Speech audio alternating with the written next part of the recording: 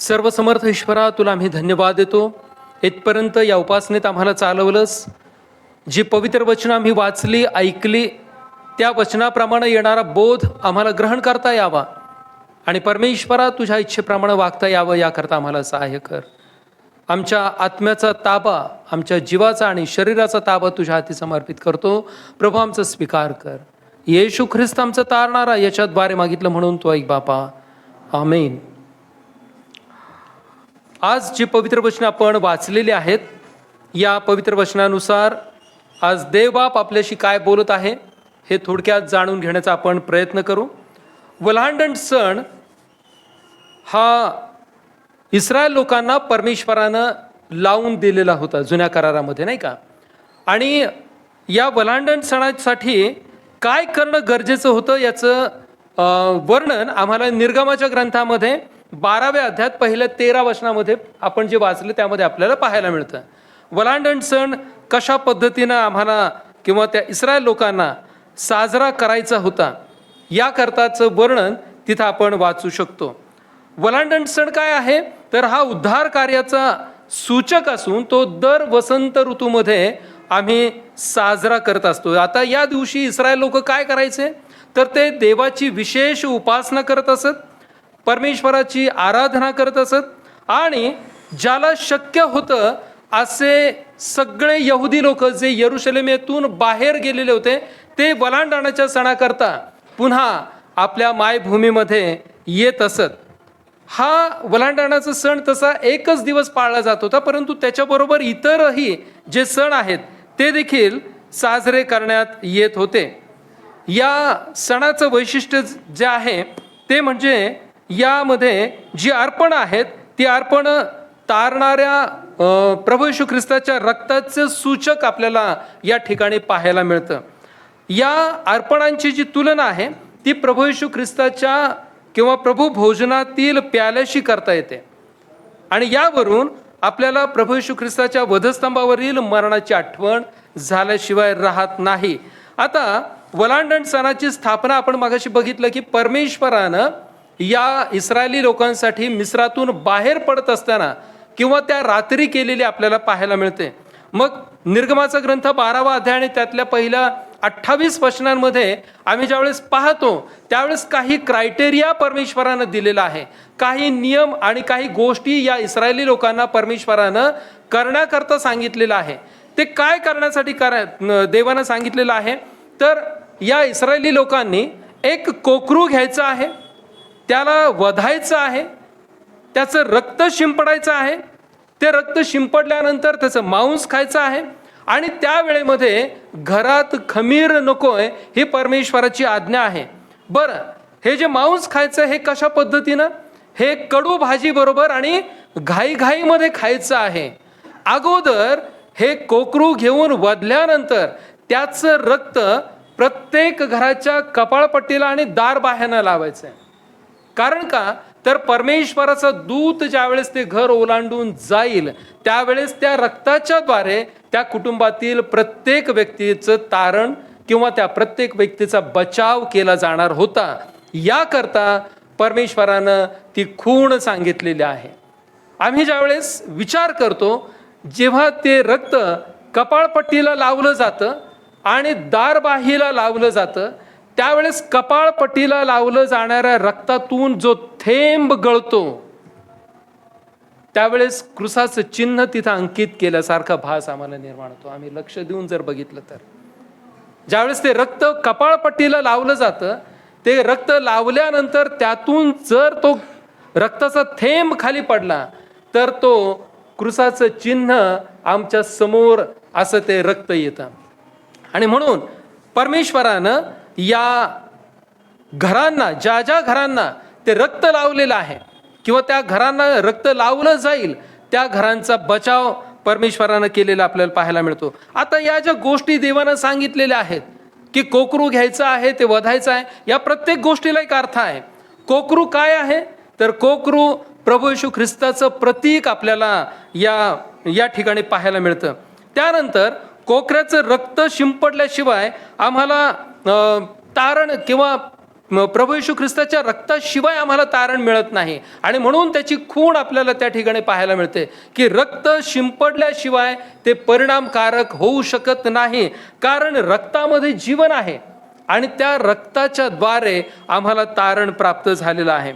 अगोदर रक्त शिंपडायचं किंवा अगोदर रक्त लावायचं आणि त्यानंतर ते कोकरू खाण्यापिण्याच्या संदर्भामध्ये आम्हाला सूचना दिल्याचं पाहायला मिळतं. फक्त त्यांच्या खाण्यापिण्याने त्यांचा बचाव झाला का? ते कोकरू वधल्यानंतर त्याचं मांस ज्या पद्धतीनं खायचं होतं ते मांस खाण्यानं त्या लोकांचा बचाव झाला का? तर नाही. जे रक्त कपाळपट्टीला आणि दारवाह्यांना लावलं गेलं त्या रक्ताच्या द्वारे या इस्रायली लोकांचा बचाव झाल्याचं आपल्याला पाहायला मिळतं. तिथं पुढं म्हटलेलं आहे की घरामध्ये खमीर नसावं. खमीर कशाचं प्रतीक आहे? खमीर पापाचं प्रतीक आहे.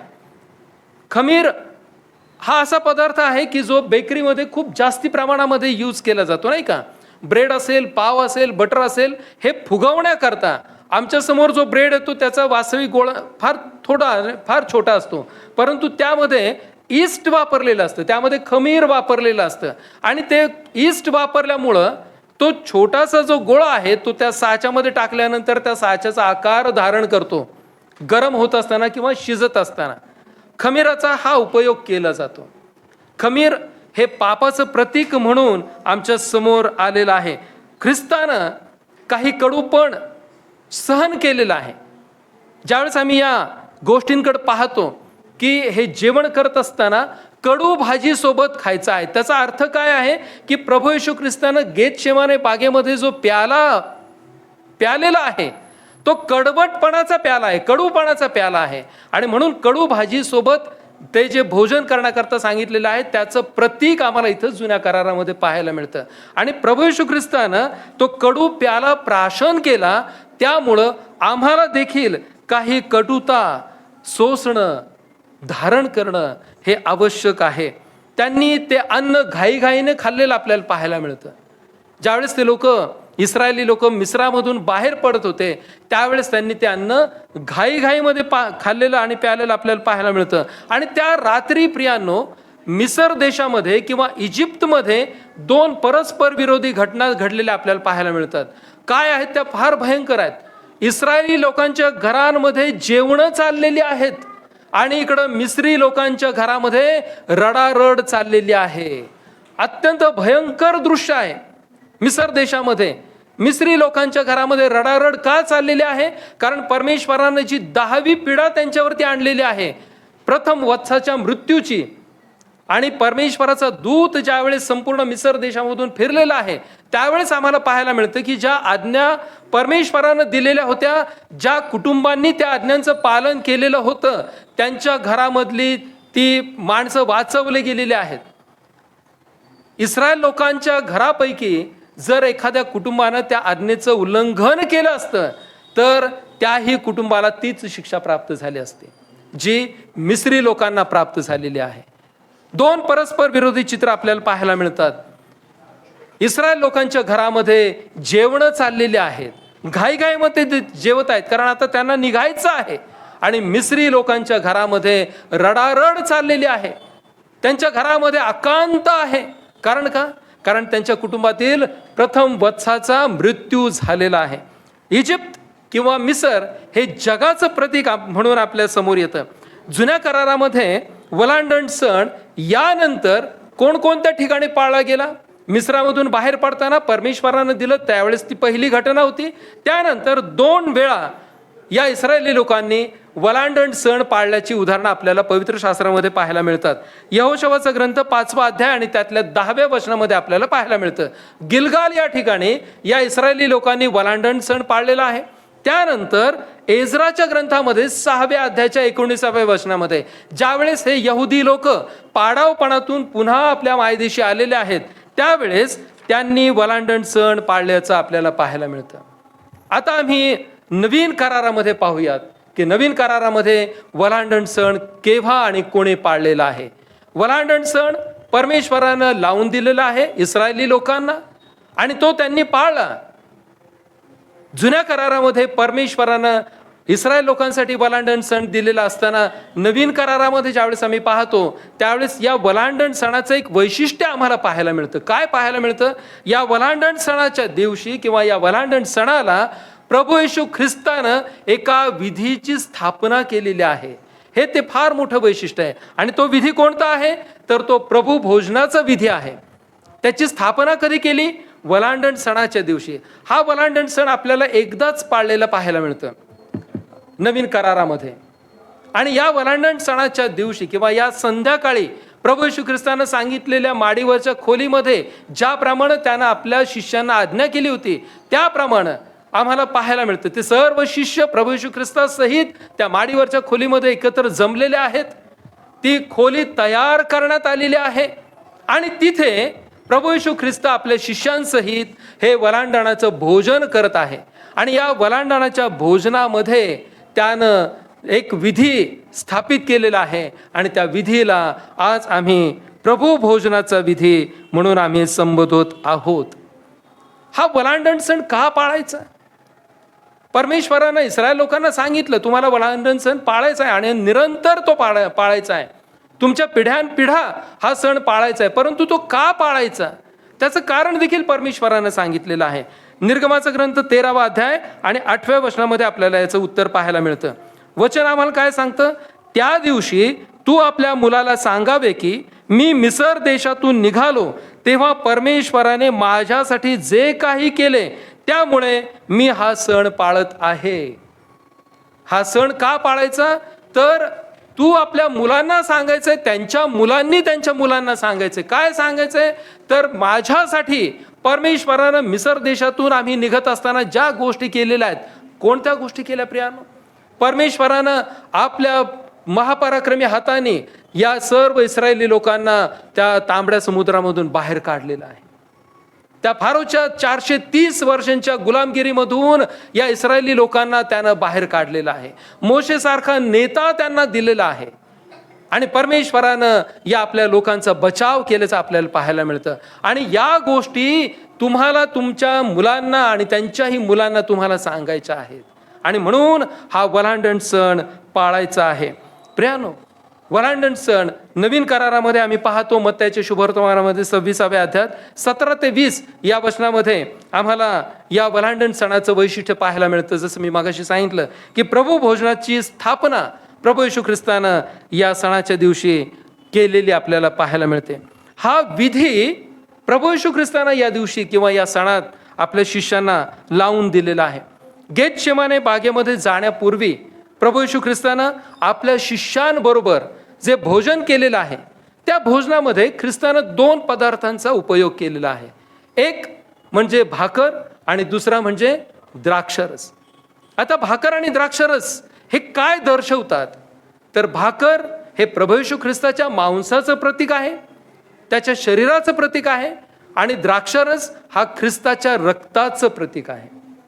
आम्ही जुन्या करारामध्ये बघितलं मगाशी की रक्त लावायचं कपाळपट्टीला आणि दार बाह्यांना, तेच हे रक्त आहे. प्रभू येशू ख्रिस्तानं आपल्या शिष्यांबरोबर हे शेवटलं भोजन केलेलं आहे. आणि या भोजनाच्या वेळी त्यानं भाकर आणि द्राक्षरस या 2 गोष्टींचा उपयोग केलेला आपल्याला पाहायला मिळतो. प्रियानो, भाकर आणि द्राक्षरसच का वापरला असेल? इतर खाद्यपदार्थ का वापरले नसतील? त्याचं कारण फार सोपं आहे. जवापासून बनवलेली ही भाकर आणि द्राक्षरस हा इस्रायली लोकांच्या शेतीच्या उत्पादनाचा महत्त्वाचा भाग आहे, महत्त्वाचं उत्पन्न आहे. आणि म्हणून या 2 गोष्टी अगदी सहज रीतीनं उपलब्ध होऊ शकत होत्या. आणि म्हणून प्रभू येशू ख्रिस्तानं इतर कोणत्याही गोष्टी उपयोगात आणण्यापेक्षा जे सहज रीतीनं उपलब्ध आहे अशा गोष्टी त्यानं आपल्या शिष्यांच्या बरोबर या भोजनाकरता वापरलेल्या आहेत. त्यानं भाकर वापरली, त्या भाकरीचा अर्थ त्याचं शरीर आहे. त्यानं द्राक्षरस वापरला, त्या द्राक्षरसाचा अर्थ त्याचं रक्त आहे.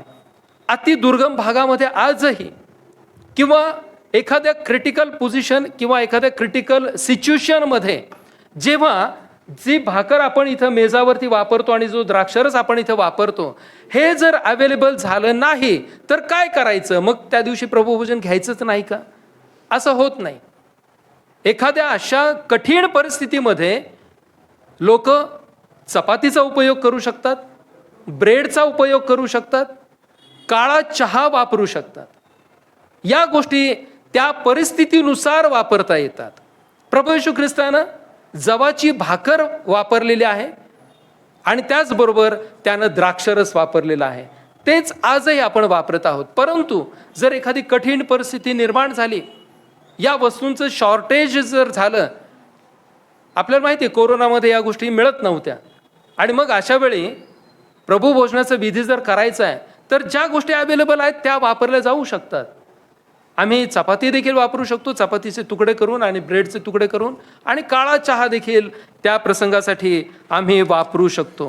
प्रियानो, प्रभू येशू ख्रिस्तानं या 2 गोष्टी वापरलेल्या आहेत. त्यानं सांगितलं नाही, परंतु या गोष्टी अवेलेबल करून दिल्यानंतर त्याच्या शरीराचं आणि रक्ताचं ते प्रतीक आपल्याला तिथं पाहायला मिळतं. त्यानं काय केलेलं आहे, त्यानं या गोष्टींचा उल्लेख करत असताना आपल्या शरीराच्या संदर्भामध्ये त्यानं या शिष्यांना समजावून सांगितलेलं आपल्याला पाहायला मिळतं. आपण पुढं पाहणार आहोत. ते प्रभू भोजनाचा जो हेतू आहे तो हेतू नेमका काय असायला पाहिजे. आम्ही वलांडण सण बघितला. परमेश्वरानं वलांडण सण या इस्रायली लोकांना लावून दिलेला आहे किंवा त्यांना त्यांच्यासाठी स्थापित केलेला आहे. त्यानंतर जुन्या करारामध्ये 2 ठिकाणी वलांडण सण पाळल्याचं पाहायला मिळतं. नवीन करारामध्ये प्रभू येशू ख्रिस्तानं वलांडण सण पाळला, परंतु त्यावेळेस त्यानं प्रभू भोजनाची स्थापना करून दिलेली आहे. मग हे प्रभू भोजन का घ्यायचं, कशासाठी या प्रभू भोजनामध्ये आम्ही सामील व्हायचं, त्याचा हेतू नेमका काय आहे. तर त्याचे 4 हेतू मी आपल्यासमोर ठेवतो. का आम्ही प्रभू भोजन घ्यायचं, का आम्ही इथं येऊन गुडघे टेकून ही भाकर आणि हा द्राक्षरस आम्ही का सेवन करायचा, त्याच्या पाठीमागचा अर्थ काय आहे. त्याचे 3 हेतू मी यावेळी आपल्यासमोर ठेवतो. एक तर प्रभू येशू ख्रिस्ताच्या आज्ञेप्रमाणे आम्हाला प्रभू भोजन घ्यायचं आहे. हा पहिला हेतू. प्रभू येशू ख्रिस्ताच्या आज्ञेप्रमाणे 1 कोरिंथ याचा 11वा अध्याय जे आम्ही वाचलेला आहे. कोरिंथकरास पहिले पत्र याचा 11वा अध्याय आणि त्यातील 23, 24 आणि 25 या वचनामध्ये याचं उत्तर आपल्याला पाहायला मिळतं. पहा तिथं काय म्हटलेलं आहे. कारण मला प्रभूपासून मिळाले तेच मी तुम्हासही सांगून दिले, ते हे की ज्या रात्री प्रभू येशू शत्रूंच्या हाती दिला गेला त्या रात्री त्याने भाकर घेतली आणि उपकार स्तुती केल्यानंतर त्याने ती मोडली आणि म्हटले, घ्या खा, हे माझे शरीर आहे, ते तुम्हासाठी मोडले जात आहे, माझ्या आठवणीसाठी हे करा. त्याचप्रमाणे तो जेवण झाल्यानंतर प्याला घेऊन म्हणाला, हा प्याला माझ्या रक्ताने झालेला जो नवा करार तोच आहे, जितकेदा तुम्ही हा पिता तितकेदा माझ्या आठवणीसाठी हे करा. प्रियानो, संत पाऊल यांनी कोरिंथच्या मंडळीला पत्र लिहित असताना या प्रभू भोजनाचं महत्त्व सांगितलेलं आहे.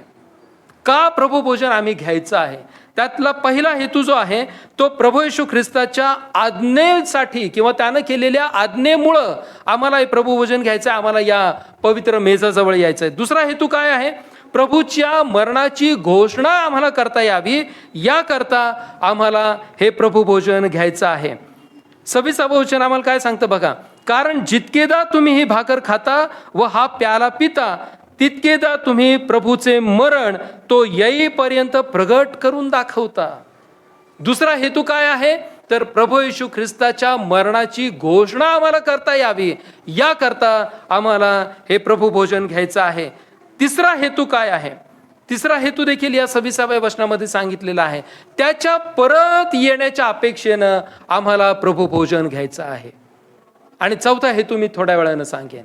3 हेतू आपल्या समोर आहेत. आम्हाला का प्रभू भोजन घ्यायचं आहे. एक तर ख्रिस्ताच्या आज्ञेप्रमाणे त्यानं आज्ञा केली, त्यानं सांगितलं नाही, त्यानं विनंती केली नाही, त्यानं आपल्या शिष्यांना आणि पर्यायानं 2026 सालामध्ये जे आम्ही सगळेजण आज पवित्र मंदिरामध्ये बसलेलो आहोत, त्या आम्हा सगळ्यांना ही आज्ञा आहे आमच्या प्रभूची. त्या आज्ञेमुळं आम्हाला हे प्रभू भोजन घ्यायचं आहे. त्यानंतर त्याच्या मरणाची घोषणा आम्हाला करायची आहे, त्यासाठी आम्हाला प्रभू भोजन घ्यायचं आहे. आणि त्याच्या परत येण्याच्या अपेक्षेनं आम्हाला प्रभू भोजन घ्यायचं आहे. आम्ही पहिला जो हेतू आहे तो आम्ही पाहण्याचा प्रयत्न करू. 1 कोरिंथ 11वा अध्याय आणि 24 आणि 25 जी पवित्र वचनं मी आपल्यासमोर आता वाचलेली आहेत. प्रियानो, या वचनांच्या द्वारे संत पाऊल यांनी कोरिंथच्या मंडळीला या विधीचं किंबहुना या भोजनाचं गांभीर्य आणि त्याचं महत्त्व या लोकांना समजावून सांगितलेलं आहे आणि ते त्यांनी ध्यानात घेऊन त्याप्रमाणे वागावं ही अपेक्षा त्यांनी त्यांच्याकडून केलेली आहे. प्रभू येशू ख्रिस्त म्हणतो, माझ्या स्मरणार्थ हे करा, ही आज्ञा त्यानं आपल्या शिष्यांना त्यानं दिलेली आपल्याला पाहायला मिळते. प्रभू येशू ख्रिस्ताच्या स्मरणार्थ हा विधी त्यानं करण्याकरता सांगितलेला आहे, त्यानं आज्ञा पिलेला आहे. कारण त्याला हे माहिती आहे की हे भोजन झाल्यानंतर आता त्यांच्याबरोबर मी राहणार नाहीये, या शिष्यांच्या बरोबर आता मी थोड्या वेळानंतर असणार नाही. मला धरून दिलं जाणार आहे, माझी चौकशी होणार आहे, मला वधस्तंभावरती उद्या खेळलं जाणार आहे, माझा मृत्यू होईल, माझं पुनरुत्थानही होणार आणि त्यानंतर मी स्वर्गामध्ये जाणार. आताचं जे माझं भोजन आहे यांच्याबरोबरचं हे शेवटचं माझं भोजन आहे, यानंतर आता मी तुमच्याबरोबर असणार नाही. आणि म्हणून प्रभू येशू ख्रिस्तानं त्याच्या शिष्यांना सांगितलेली ही आज्ञा आहे की माझ्या स्मरणार्थ हे करा. तुम्हाला हे निरंतर घ्यायचं आहे, निरंतर हा विधी तुम्हाला करायचा आहे. आणि म्हणून प्रभू येशू ख्रिस्तानं आपल्या शरीराचं प्रतीक म्हणून भाकर त्याने वापरलेली आहे आणि रक्ताचं प्रतीक म्हणून त्यानं द्राक्षरस वापरलेला आपल्याला या ठिकाणी पाहायला मिळतं. प्रियानो, भाकर ही प्रभू येशू ख्रिस्ताच्या शरीराचं जरी प्रतीक असलं तरी ही भाकर किंवा ख्रिस्ताचं शरीर हे आमच्या आध्यात्मिक वाढीसाठी आहे. आमच्या शारीरिक वाढीसाठी आम्ही रोज जेवण करतो, आम्ही रोज अन्न खातो. परंतु ज्यावेळेस आम्ही या मेजाजवळ येतो आणि हे अन्न ज्यावेळेस आम्ही सेवन करतो त्यावेळेस आमची शारीरिक भूक नाही तर आमची आध्यात्मिक भूक भागवली जाणं हा या विधीमधून अर्थ अभिप्रेत आहे. ख्रिस्त म्हणतो, माझं मांस हे खरं अन्न आहे. प्रभू येशू ख्रिस्त म्हणतो की माझं मांस हेच खरं अन्न आहे. प्रभू येशू ख्रिस्तानं त्याच्या रक्ताच्या प्रतीकासाठी द्राक्षरस वापरलेला आपल्याला पाहायला मिळतो. ख्रिस्त पुढं काय म्हणतो की माझं रक्त खरं पेय आहे. योहान कृष्णवर्तमान याचा 6वा अध्याय आणि 55व्या वचनामध्ये तो आपल्यासाठी हे म्हणत आहे. तो म्हणतो, माझं रक्त हे खरं पेय आहे. इब्री 9:22 मध्ये काय म्हटलेलं आहे? रक्त ओतल्या वाचून पाप क्षमा होत नाही. रक्त ओतल्या वाचून पाप क्षमा होत नाही. ते रक्त आता ख्रिस्ताला प्रत्यक्षात दुसऱ्या दिवशी ओतायचं होतं, ते सांडायचं होतं. परंतु त्याकरता त्यानं आपल्या शिष्यांची तयारी करून घेतलेली आहे, त्याकरता त्यांच्या बरोबर तो आहे. ही सहभागिता त्यानं आपल्या शिष्यांना दिलेली आहे. रक्त ओतल्या वाचून पाप क्षमा होत नाही याचा अर्थ काय? रक्तामध्ये जीव आहे आणि रक्त ज्याच्यासाठी सांडलं जातं त्या पापी मनुष्याकरता जेव्हा रक्त सांडलं जातं तेव्हा आणि तेव्हाच फक्त मनुष्यामध्ये आणि परमेश्वरामध्ये आणि माणसामध्ये ती जी दरी आहे ती मिटवली जाते, ज्यावेळेस आमच्या पापांकरता रक्त सांडवलं गेलं होतं. प्रियांनो, प्रभू येशू ख्रिस्तानं या भोजनामध्ये त्याच्या शरीराचं आणि रक्ताचं प्रतीक म्हणून भाकर आणि द्राक्षरस वापरलेला आहे. इब्री पत्र 10वा अध्याय आणि 17 आणि 18 या 2 वचनामध्ये आम्हाला पवित्र शास्त्र काय सांगतं बघा. तो म्हणतो, आणि मी त्यांची पापे आणि त्यांचे अधर्म आणखी आठवणारच नाही. आता जेथे त्यांची क्षमा झाली तेथे पापांसाठी आणखी अर्पण नको. प्रभू येशू ख्रिस्तानं आता शेवटचा यज्ञ केलेला आहे. प्रभू येशू ख्रिस्तानं कायम स्वरूपी आता तुमच्या आणि माझ्या पापांकरता त्याच्या देहाचं अर्पण केलेलं आहे, त्याचं रक्त त्या वधस्तंभावरती सांडलेलं आहे. आणि आता आम्हाला पवित्र शास्त्र सांगतं इब्रिकारास पत्राच्या द्वारे की आता पापांसाठी परमेश्वर म्हणतो, मी त्यांची पापे आणि त्यांचे अधर्म आणखी आठवणारच नाही. आणि जेथे त्यांची क्षमा झाली तेथे पापांसाठी आणखी अर्पण नको. आता ख्रिस्तानं त्याचं निर्दोष रक्त सांडलेलं आहे, त्याचं बलिदान त्यानं केलेलं आहे. आणि आता परमेश्वराला यानंतर कोणत्याही अर्पणाची आवश्यकता राहिलेली नाही. जी जुन्या करारामध्ये मनुष्य प्रत्येक वेळेस पाप केल्यानंतर काही ना काहीतरी अर्पण करत होता, कोणत्या ना कोणत्या पशुचं आणि पक्ष्याचं अर्पण दिलं जात होतं. आता ते सगळं संपुष्टात आलेलं आहे, ते सगळं ख्रिस्तानं संपवलेलं आहे. प्रभू येशू ख्रिस्तामध्ये जुना करार आम्हाला पूर्ण झालेलं पाहायला मिळत आहे. आणि म्हणून आता परमेश्वराला कोणत्याही अर्पणाची गरज नाही, कारण मानवाला पापातून मुक्त करण्याकरता, तारण देण्याकरता त्यानं स्वतः योजना केली. आणि ती योजना काय होती तर त्यानं आपल्या स्वतःचाच मुलगा दिला, त्यानं आपला स्वपुत्र एकुलता एक मुलगा दिला, तो म्हणजे प्रभू येशू ख्रिस्त, ज्यानं आपल्या पित्याच्या आज्ञा पाळत असताना त्या वधस्तंभावरती आपला प्राण दिला. कशासाठी दिला? तुमचं आणि माझं तारण व्हावं याकरता तो प्राण त्यानं दिला. त्याचं निर्दोष रक्त त्या वधस्तंभावरती सांडलेलं आहे आणि त्या रक्ताच्या द्वारे तुम्हाला आणि मला त्यानं खंडून घेतलेलं आहे. आता मात्र येथून पुढं कोणतंही अर्पण व्हायचं नाही, कोणतंही अर्पण आता दिलं जाणार नाही, जे 2000 वर्षांपूर्वीच तुमच्या आणि माझ्या तारणाऱ्या प्रभू येशू ख्रिस्तानं दिलेलं आहे. प्रियानो, ख्रिस्तानं जे त्याचं अर्पण केलेलं आहे, त्याचा देह अर्पिलेला आहे, तुमच्या आणि माझ्यासाठी त्याचं रक्त सांडलेलं आहे, त्या रक्ताच्या द्वारे आम्ही हे म्हणत आहोत की आमच्या पापांची क्षमा झालेली आहे, नाही का? 2000 वर्षांपूर्वीच आमच्या पापांची क्षमा झाली असं आम्ही क्लेम करतो. मग आमच्या पापांची क्षमा झाली याचा अर्थ काय आहे? ज्यावेळेस आम्हाला खंडून घेण्यात आलेलं आहे त्यावेळेस आमची जबाबदारी ही आहे. जर आम्ही क्लेम करतो की आमच्या तारणाऱ्यानं त्याचं रक्त, त्याचं निर्दोष निष्कलंकित रक्त आमच्याकरता सांडलेलं आहे, तर आमची जबाबदारी ही आहे की आता आम्ही कोणतीच पातकं न करणं. आम्ही जर क्षमा पावलेलो आहोत, आमच्या येणाऱ्या पिढ्या देखील क्षमा पावलेल्या आहेत, तर आम्हाला त्यांच्यावरती हे बिंबवायचं आहे. ही जबाबदारी आमची आहे की आमच्या पापांची ज्याप्रमाणे क्षमा झाली त्याचप्रमाणे तुमच्याही पापांची क्षमा झालेली आहे. परंतु क्षमा झाल्यानंतर मात्र कोणतंही पाप न करणं हे परमेश्वराला तुमच्या आणि माझ्याकडून अपेक्षित आहे. हे आम्हाला लक्षात आलं पाहिजे. आम्ही बऱ्याच वेळा आमच्या स्वतःसाठी या गोष्टींचा उपयोग करतो, आमच्या स्वार्थापोटी या गोष्टींचा अनेक जण उपयोग करतात. आमच्या पापांची क्षमा झालेली आहे. अरे, क्षमा झाली, निश्चित अर्थानं क्षमा केलेलीच आहे, परंतु त्याचा अर्थ हा होत नाही की आम्ही पापांवर पाप करत राहावं आणि त्यांची क्षमा होत राहील. असं होत नाही, असं होत नाही. आणि म्हणून आमच्या तारणाऱ्याच्या वाहणाऱ्या रक्ताकडे आम्हाला पाहता आलं पाहिजे, त्याच्या बलिदानाकडे आम्हाला पाहता आलं पाहिजे की त्यानं आमच्याकरता ते बलिदान दिलं, ते निर्दोष रक्त त्यानं तुमच्या आणि माझ्यासाठी सांडलं. या गोष्टीची जाणीव आम्हाला ज्यावेळेस खऱ्या अर्थानं होते त्यावेळेस आम्हाला पश्चाताप झाल्याशिवाय राहत नाही. प्रियानो, आम्हाला पश्चातापी होणं फार आवश्यक आहे. परमेश्वराला तुमच्या आणि माझ्याकडून तो पश्चाताप अपेक्षित आहे. आम्ही पुढे पाहत आहोत की प्रभू येशू ख्रिस्ताचं मांस आणि रक्त ज्यावेळेस आम्ही सेवन करतो, आम्ही ज्यावेळेस खातो, तर हे खाण्यानं आमच्या जीवनामध्ये काही फायदे निर्माण होतात का? प्रभुभोजन हा विधी प्रभू येशू ख्रिस्तानं शिष्यांसह लावून दिलेला आहे. तो निरंतरचा विधी आहे जो आजही आम्ही 2026 सालामध्ये करत आहोत. मग या प्रभुभोजनाचे आमच्या वैयक्तिक आणि कौटुंबिक जीवनामध्ये काय फायदे आहेत? हे का आम्ही करायचंय? याचा आम्हाला काय फायदा होणार आहे? ही भाकर आणि तो प्याला आम्ही प्यालानं आमच्या जीवनामध्ये कोणत्या गोष्टीमध्ये बदल घडणार आहे? काय आमचं जीवन बदलणार आहे? निश्चित अर्थानं बदलणार आहे. परंतु आम्ही तितक्या गांभीर्यानं या पवित्र मेजाजवळ येणं फार गरजेचं आहे. कोणते फायदे आम्हाला होणार आहेत? पहा, आम्हाला सार्वकालिक जीवन मिळणार आहे. ज्यावेळेस आम्ही या पवित्र मेजाजवळ येतो त्यावेळेस आमच्याकरता सार्वकालिक जीवनाचं द्वार उघडलं जातं.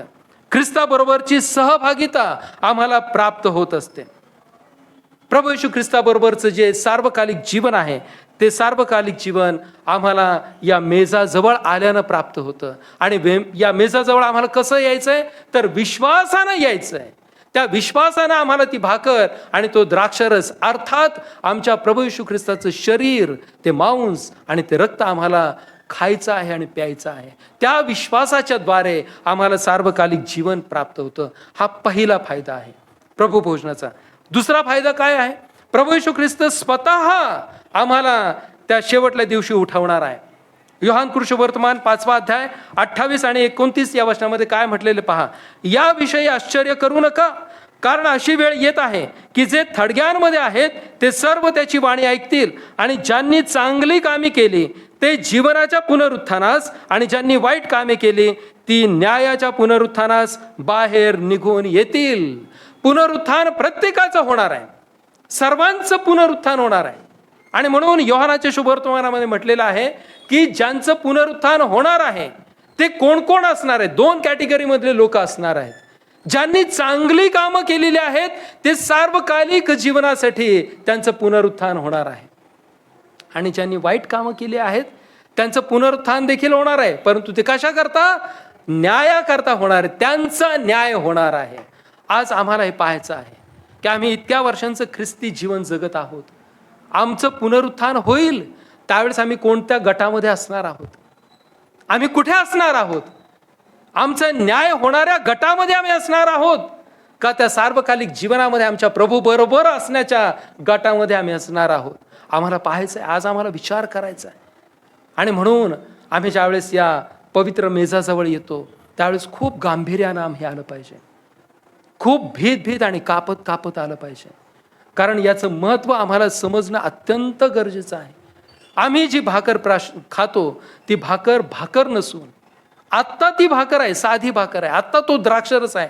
परंतु ज्यावेळेस ते आशीर्वादित केलं जाईल त्यावेळेस त्याचं ते टर्न होणार आहे प्रभू येशू ख्रिस्ताच्या शरीर आणि रक्तामध्ये. ते ट्रान्सफॉर्म होणार आहे. त्यामध्ये बदल घडणार आहे. ह्याची जाणीव आम्हाला प्रत्येक वेळेस असली पाहिजे. आम्ही केवळ भाकर आणि द्राक्षरस म्हणून ते सेवन करू नये.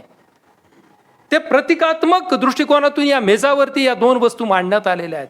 परंतु ज्यावेळेस त्यावर आशीर्वाद मागितला जातो, ज्यावेळेस ते आशीर्वादित केलं जातं त्यावेळेस आम्ही फक्त भाकर म्हणून न खावी, तर आम्ही ख्रिस्ताचं शरीर खात आहोत, आम्ही त्याचं रक्त पित आहोत.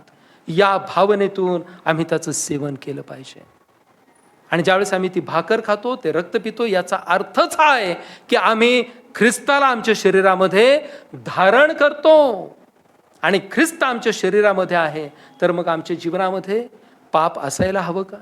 आमच्या जीवनामध्ये भांडणं वादविवाद असायला हवेत का? आमच्या जीवनामध्ये व्यभिचार आणि व्यसनं असायला हवीत का? कधीच नाही. आमच्यामध्ये तर तो ख्रिस्त या स्वरूपामध्ये आहे तर प्रियानो आमचं जीवन अंतर्बाह्य बदलणं हे फार आवश्यक आहे. आम्ही 2 फायदे बघितलेले आहेत. काय? तर आम्हाला सार्वकालिक जीवन प्राप्त होणार आहे याच्या सेवनानं. प्रभू येशू ख्रिस्त आम्हाला स्वतः त्या शेवटल्या दिवशी उठवणार आहे. पण आम्ही उठवले जाऊ त्यावेळेस आम्ही कोणत्या गटामध्ये असणार आहोत हा आमच्यासाठी प्रश्न आहे. आम्ही न्याय होण्याच्या गटामध्ये असणार आहोत की आम्ही सार्वकालिक जीवन ज्यांचं होणार आहे, जीवनामध्ये प्रवेश ज्यांचा होणार आहे त्या गटामध्ये आम्ही असणार आहोत. तिसरा काय फायदा आहे या मेजाजवळ येऊन ही भाकर आणि द्राक्षरस सेवन करण्याचा? तिसरा काय फायदा आहे? प्रभू येशू ख्रिस्ताचं मांस आणि रक्त सेवन करणारा कायमस्वरूपी ख्रिस्तामध्ये राहतो. पहा आता आम्ही किती वर्ष झाले हे भाकर आणि द्राक्षरस खात आणि पित आहोत? आम्ही ख्रिस्तामध्ये आहोत का? याचा फायदा आमच्या ख्रिस्ती वैयक्तिक आणि कौटुंबिक जीवनासाठी हा आहे की ज्यावेळेस आम्ही यांचं सेवन करतो त्यावेळेस आम्ही ख्रिस्तामध्ये राहतो. योहान कृष्णवर्तमान 15वा अध्याय आणि पहिले 4 वचनांमध्ये आम्हाला तिथं एक गोष्ट पाहायला मिळते. तिथं काय लिहिलेलं आहे? द्राक्षवेल आणि त्याच्या फाट्याच्या संदर्भात लिहिलेलं आहे. ज्यावेळेस आम्ही हे प्रभू भोजन घेतो, स्वीकारतो त्यावेळेस त्याचा फायदा आम्हाला हा आहे की आम्ही प्रभू येशू ख्रिस्तामध्ये राहतो. ख्रिस्तामधलं जीवन आम्हाला याच्याद्वारे प्राप्त होत असतं. प्रभू येशू ख्रिस्त हा द्राक्षवेल आहे आणि आम्ही कोण आहोत? आम्ही त्याचे फाटे आहोत. परंतु आम्ही त्यामध्ये राहणं फार गरजेचं आहे. ख्रिस्ती असणं आणि ख्रिस्ताला अनुसरणं याच्यामध्ये जमीन आसमानचा फरक आहे. आम्ही ख्रिस्ती आहोत हे अभिमानाने सांगतो, परंतु आमचं आचरण प्रभू भोजन घेतल्यानंतर ख्रिस्ताला अपेक्षित असं असतं का हा आम्हाला विचार करायचा आहे. आम्ही ख्रिस्ती आहोत हे खूप आनंदानं सांगतो, खूप अभिमानानं सांगतो, परंतु ख्रिस्ती असण्याची जी गुणवैशिष्ट्ये आहेत त्या बऱ्याचदा आमच्या जीवनामधून प्रदर्शित होत नाहीत, इतरांना दिसत नाहीत. प्रियांनो, आज या मौंदी गुरुवारच्या दिवशी आम्ही या पवित्र मेजाजवळ येत असताना आम्ही हीच प्रार्थना केली पाहिजे की हे प्रभू, आम्ही तुझं शरीर आणि रक्त प्राशन करत आहोत, परंतु तुझ्या अपेक्षेप्रमाणे आम्हाला जीवन जगता यावं याकरता आम्हाला सहाय्य कर. चौथा काय फायदा आहे प्रभू येशू ख्रिस्ताचं मांस आणि रक्त सेवन करण्याचा? तर आम्हाला आध्यात्मिक जीवन आम्हाला त्याद्वारे प्राप्त होत आहे. प्रभू येशू ख्रिस्ताच्या या शरीर आणि रक्ताच्या सेवनाचे आम्ही फायदे पाहत आहोत. आम्ही ख्रिस्तामध्ये राहणार आहोत. दुसरा काय फायदा आहे? प्रभूच्या मरणाची घोषणा, दुसरा हेतू काय आहे? प्रभूच्या मरणाची घोषणा करण्याकरता आम्हाला हे प्रभू भोजन घ्यायचं आहे. आम्ही पहिला हेतू बघितला, त्याच्या आज्ञेप्रमाणे आम्हाला, त्याच्या आज्ञेनुसार आम्हाला हे प्रभू भोजन घ्यायचं आहे. दुसरा हेतू जो आहे तो आम्हाला त्याच्या मरणाची घोषणा करण्याकरता हे प्रभू भोजन घ्यायचं आहे. प्रियानो, घोषणा अनेक प्रकारच्या आपल्याला रोजच्या जीवनामध्ये पाहायला मिळतात. आम्ही पेपर उघडला, आम्ही यूट्यूब लावलं, आम्ही टी व्ही लावला, तर आम्हाला वेगवेगळ्या प्रकारच्या घोषणा दररोज टी व्हीवरती ऐकायला मिळतात. परंतु आम्हाला एक प्रकारची घोषणा करायची आहे, आणि ती घोषणा कोणती आहे? तर जगाचा तारणारा प्रभू येशू यानं संपूर्ण जगाकरता प्राण दिलेला आहे. ही घोषणा ख्रिस्ती म्हणून तुम्हाला आणि मला करायची आहे. आणि ही घोषणा करण्याकरता आम्हाला या पवित्र मेजाजवळ यायचं आहे. हा दुसरा हेतू आहे या पवित्र मेजाजवळ येण्याकरता, प्रियानो. आणि त्यासाठी आम्हाला हे प्रभू भोजन घ्यायचं आहे. प्रभू भोजन आम्हाला का घ्यायचं आहे? याचा तिसरा हेतू काय आहे? त्याच्या परत येण्याच्या अपेक्षेनं आम्हाला हे प्रभू भोजन घ्यायचं आहे. आम्ही पहिला हेतू बघितला, त्याच्या आज्ञेनुसार आम्हाला हे प्रभू भोजन घ्यायचं आहे. त्याच्या मरणाची घोषणा करण्याकरता आम्हाला प्रभू भोजन घ्यायचं आहे. आणि तिसरा हेतू आम्ही पाहत आहोत, तो परत येणार आहे. त्याच्या परत येण्याच्या अपेक्षेनं, त्याची वाट पाहत आम्हाला हे प्रभू भोजन घ्यायचं आहे. 1 कोरिंथ 11 अध्याय आणि 26व्या वचनामध्ये याचं उत्तर आपल्याला पाहायला मिळतं. मी मगाशीच वाचलेलं आहे. कारण जितकेदा तुम्ही भाकर खाता व हा प्याला पिता, तितकेदा तुम्ही प्रभूचे मरण तो येईपर्यंत, असं म्हटलेलं आहे, तो येईपर्यंत प्रकट करून दाखवता. याचाच अर्थ काय? की आम्ही प्रभू भोजन हे प्रभू येशू ख्रिस्ताच्या दुसऱ्या आगमनाच्या अपेक्षेनं देखील घ्यायचं आहे. आमचा प्रभू पुन्हा येणार आहे, परंतु तो आता तारणारा म्हणून नाही, तर तो न्यायाधीश म्हणून येणार आहे. आणि म्हणून मगाशी मी म्हटलं त्याप्रमाणे पुनरुत्थान प्रत्येकाचंच होणार आहे, सर्वांचं पुनरुत्थान होणार आहे. परंतु तो ज्यावेळेस न्यायाधीश म्हणून येईल, त्यावेळेस आम्ही त्याच्या समोर कोणत्या रूपामध्ये त्याला आढळणार आहोत, हा आमच्याकरता प्रश्न आहे. प्रियांनो, लक्षात घ्या. साधं आपल्या घरातलं उदाहरण सांगतो. आमच्या घरातली लेकरं शाळा कॉलेजला जातात, नाही का? आणि मग त्यांच्या शाळा सुटून घरी येण्याची जी वेळ आहे, ती वेळ आपल्याला माहिती असते.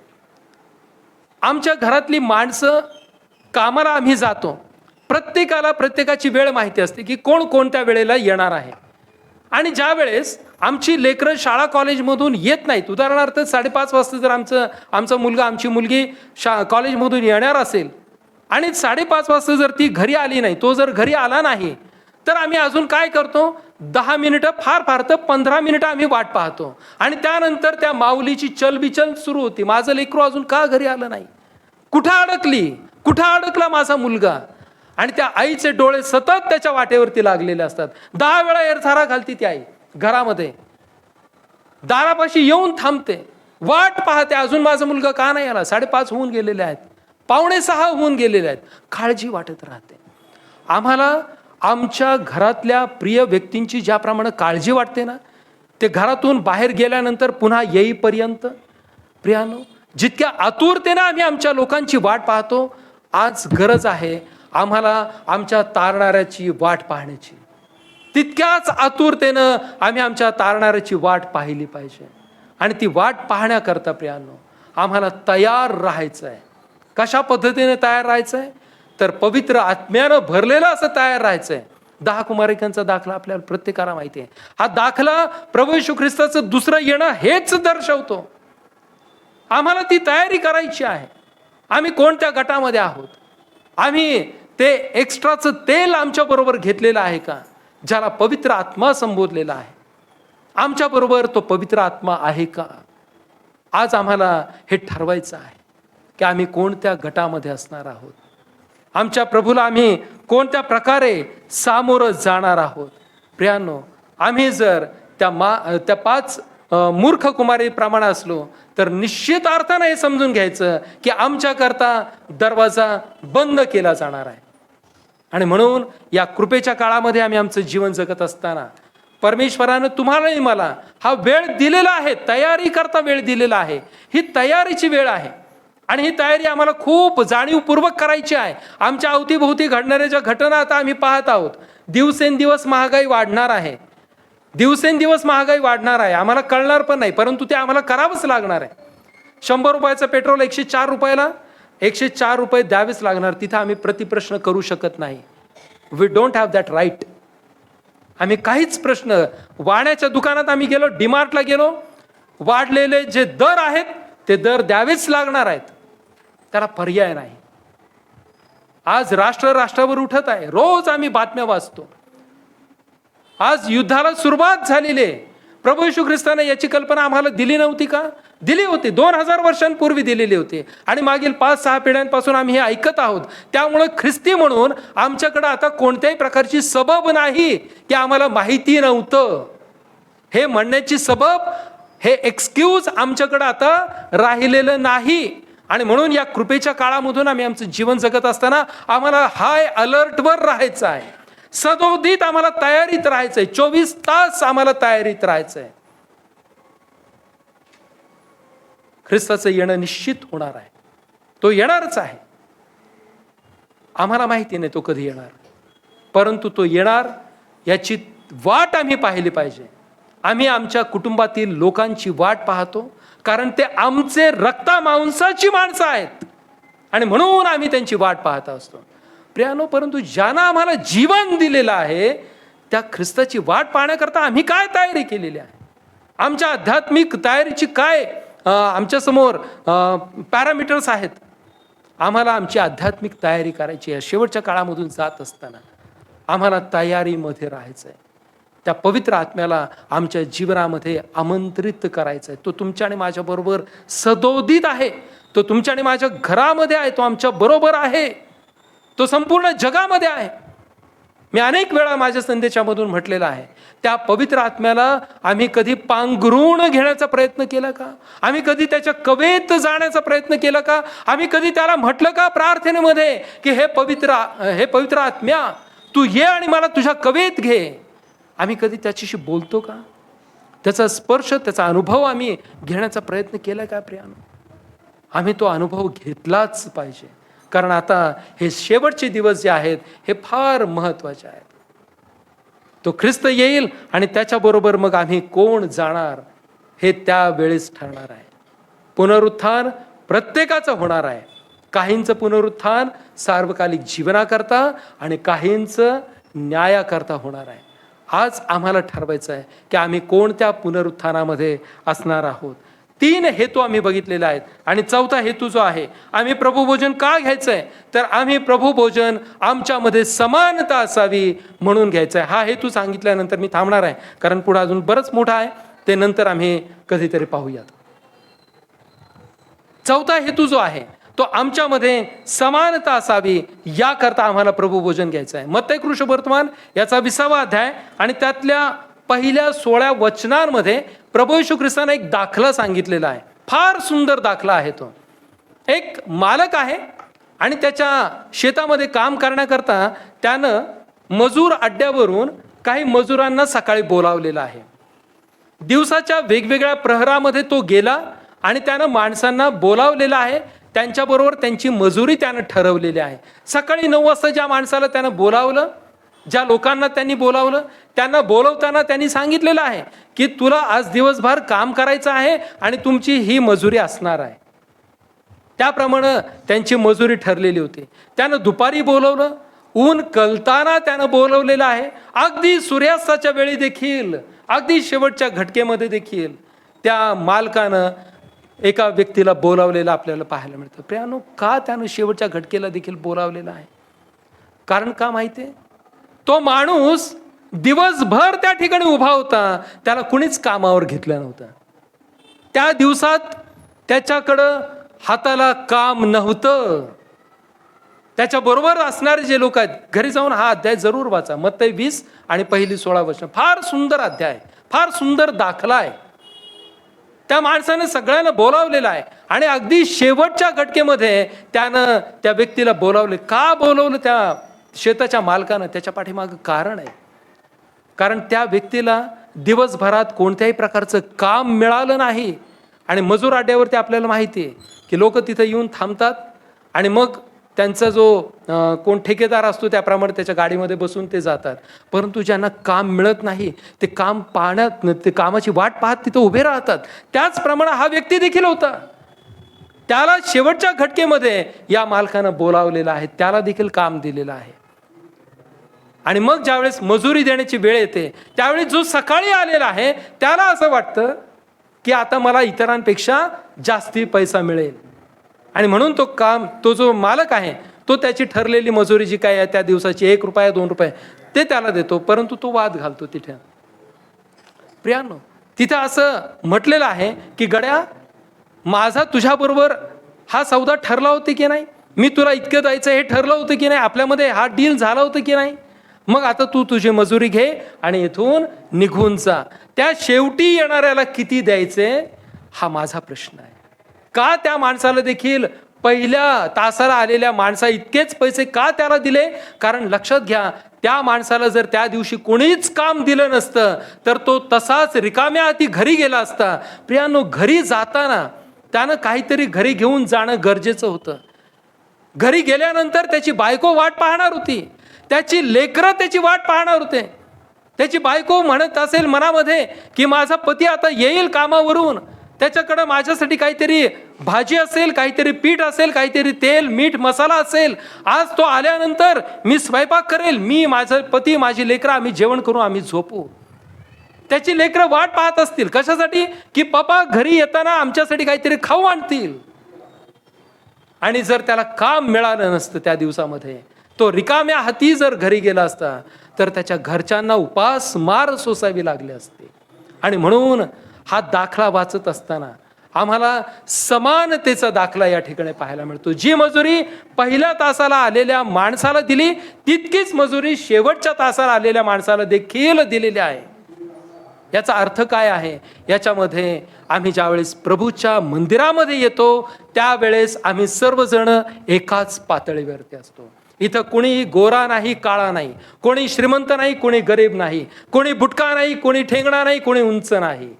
सगळेजण त्या प्रभू समोर एका समान पातळीवरती आहेत. आणि म्हणून या पवित्र मेजाजवळ ज्यावेळेस आम्ही येतो त्यावेळेस आम्ही समानतेच्या पातळीवरती एकत्र येणं हे अपेक्षित आहे ख्रिस्ती म्हणून. आणि या उद्देशानं देखील आम्हाला प्रभूचा मेज साजरा करायचा आहे.